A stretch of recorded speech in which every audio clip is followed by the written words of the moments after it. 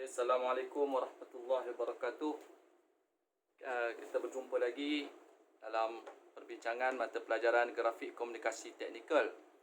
Dan pada hari ini kita akan sambung perbincangan kita tentang tajuk pandangan tambahan. Lalu dalam perbincangan pada hari ini kita nak membincangkan bagaimanakah caranya nak mencari satah rujukan.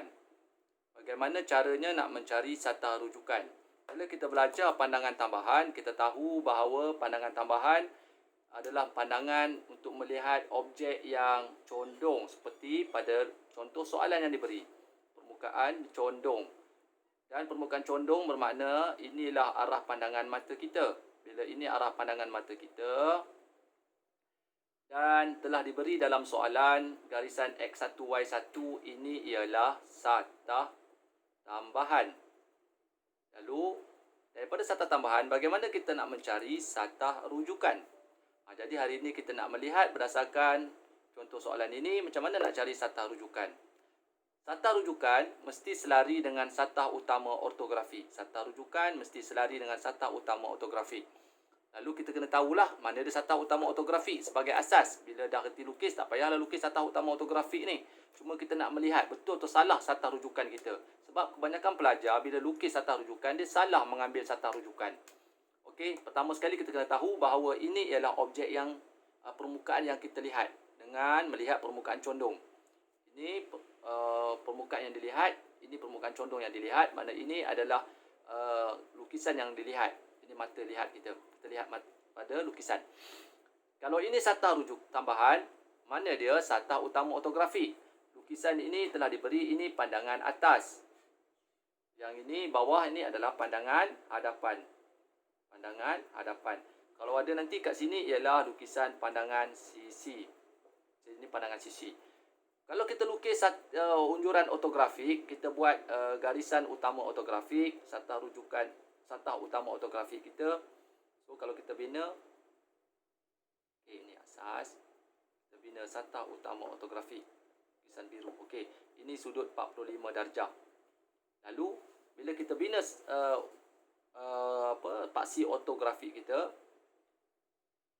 pembatas di antara pandangan atas dan pandangan hadapan, ini dia pembatas dia. Ini adalah satah utama ortografi yang dijadikan sempadan di antara atas dan hadapan.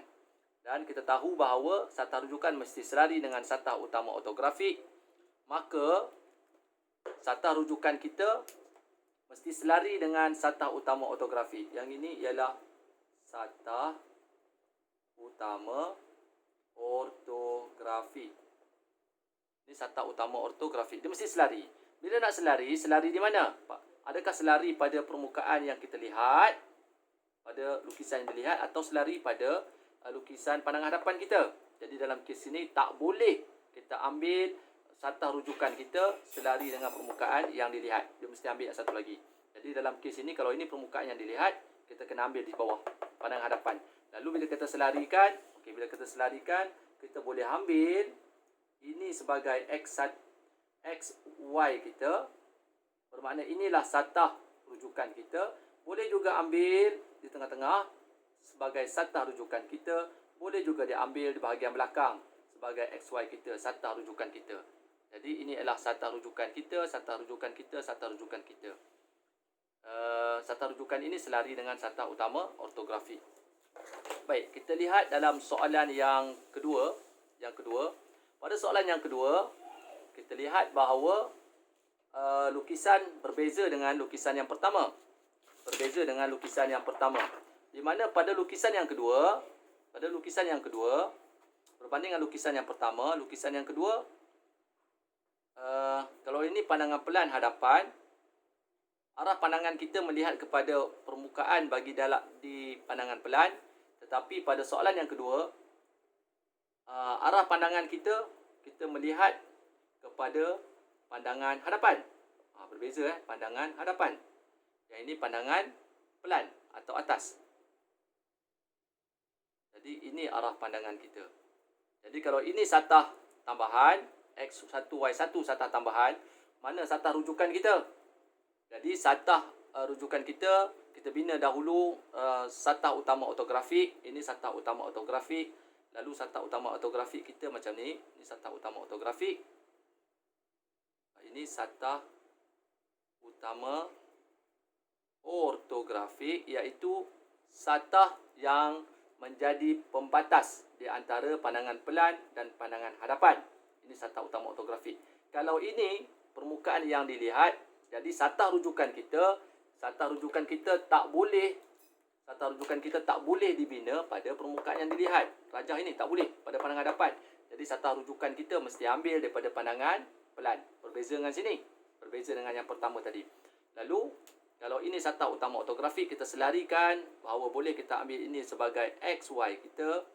Boleh juga ambil ini sebagai XY kita. Dan boleh juga ambil ini yang belakang sekali sebagai XY kita. Dan selari dengan satah utama ortografik. Okey. Cara pemilihan untuk pemilihan yang mana satu kita nak ambil, sama ada satah rujukan kita di depan, tengah atau belakang. Kita akan lihat pada bentuk-bentuk soalan dalam siri yang akan datang. Cuma untuk perbincangan hari ini, kita akan melihat bagaimana mencari satah rujukan. Sekali lagi, satah rujukan mesti selari dengan satah utama ortografik. Kita kena bina satah utama ortografik bagaimana biasa, unjuran ortografik, dan selari dengan satah utama ortografik pada rajah yang bertentangan. Kalau ini rajah yang dilihat, kita ambil yang atas. Iaitu kalau kes kat sini ialah pandangan atas. Jadi selesai. Mudah saja nak mencari satah rujukan. InsyaAllah kita boleh cuba pada bentuk-bentuk lukisan atau soalan yang lain. Assalamualaikum warahmatullahi wabarakatuh.